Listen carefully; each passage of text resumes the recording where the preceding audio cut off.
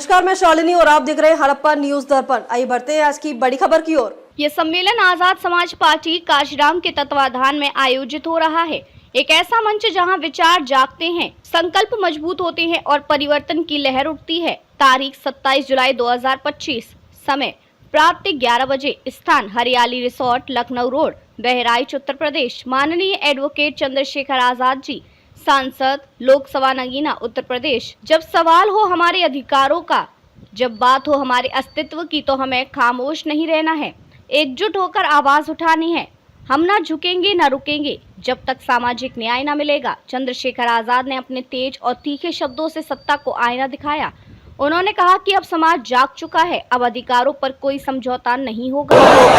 तो इतनी हिम्मत तो बहुजन समाज के लोगों में होनी चाहिए कि वो इस कठिनाइयों का सामना कर ले। समय जब आप जितना डिस्टर्ब करोगे उतना ही समझ आएगा, उतना समझ आएगा तो एक व्यक्ति की वजह से कई लोगों को परेशान होना पड़ेगा। आराम से बैठ जाओ। प्यारे साथियों,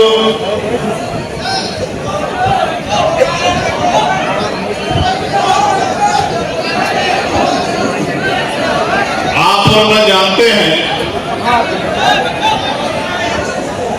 कि कोई भी आंदोलन, कोई भी संगठन, कोई भी कार्य बिना अनुशासन के आगे नहीं बढ़ सकता। मैं ये भी जानता हूं कि ये जो नौजवान आगे आके बैठे हैं, ये बीच वाली पंक्ति में, ये वो नौजवान है जो उत्साह से तो भरे हुए हैं, लेकिन अभी अपनी जिम्मेदारी को समझ नहीं पाए। अगर जिम्मेदारी को समझ पाते तो ये बाहर नहीं खड़े रहते।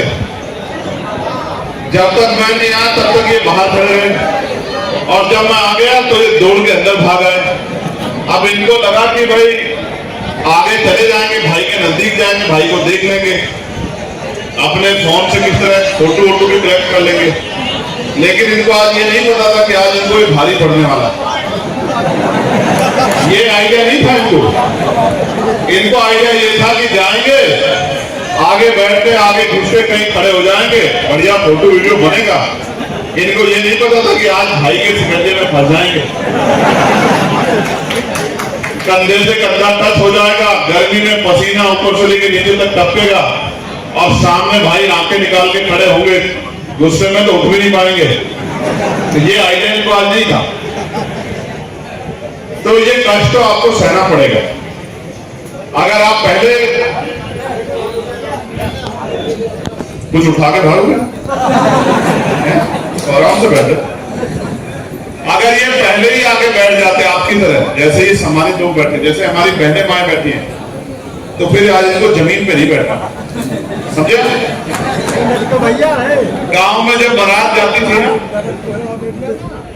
तो जब मैं तो अपनी बता रहा हूँ, और भी छोड़ो, जब मैं नौजवान था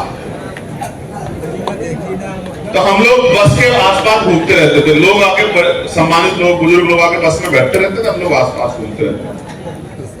अब चलेगी बस, अब चलेगी। थोड़ी देर बाद जब बस चलती थी तो उसमें भाग के अंदर घुसते, देखते एक भी सीट खाली नहीं। फिर किसी कहते चाचा थोड़ी जगह दे दो, ताया थोड़ी जगह दे दो, भैया थोड़ी जगह दे दो। कहते भाई एक ही आदमी की तो सीट है, कितने आदमी बैठ जाएंगे, ट्रेन थोड़ा ही है। तो फिर पूरी बारात के रास्ते तक खड़े होकर जाना पड़ता था। तो ये वो बाराती हैं जो बारात का जिम्मेदारी से आनंद लेना चाहते हैं, लेकिन अनुशासन में आके अपने समय को सही तरह से, अपनी जिम्मेदारी को, अपने समय को प्रयोग नहीं करना चाहते।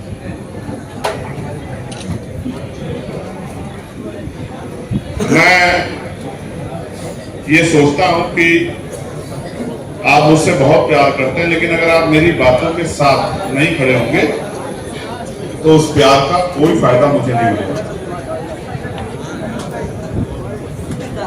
फिर प्रयागराज जैसे हालात होंगे। कैसे? प्रयागराज जैसे हालात होंगे, इलाहाबाद जैसे। इसी छोटी सी लापरवाही में छोटी सी गलतफहमी में फिर इलाहाबाद जैसे हालात होंगे। उन्हीं को रोकने के लिए आज मेरी सख्ती आप लोगों के ऊपर है। मैं आज आपको इस मंच से कह रहा हूं, हम संविधान को मानने वाले लोग हैं, हमें कानून को अपने हाथ में नहीं लेना चाहिए। समझे आप? दुश्मन का काम है कि वो हमें तमाम तरह की साजिशों में, षड्यंत्रों में फंसाए और वो कोशिश करेगा कि हम उनकी साजिश षड्यंत्र में फंस जाए। जो पुलिस के भाई सामने खड़े होते हैं वो भी तो हमारे बीच के लोग हैं। वो कोई बाहर से थोड़े आए, किसी दूसरे देश की सेना थोड़े ही वो तो हमारे परिवार के किसान, कमेरे, नौजवान, गरीब, मजदूर, किसान परिवार के तो लोग हैं। उनसे लड़ने का काम हमें आगे नहीं बढ़ा सकता कभी। तो आज से मेरी बात को गौर से सुनो कि कानून को किसी भी कीमत पे हाथ में नहीं लेना। संघर्ष करो, करना चाहिए, बड़े बड़े संघर्ष करो, बड़े बड़े आंदोलन करो, तमाम लड़ाई लड़ो, लेकिन संविधान के दायरे में होकर लड़ो। समझे? जब हम संविधान के दायरे में होकर लड़ेंगे तभी तो जीतेंगे ना।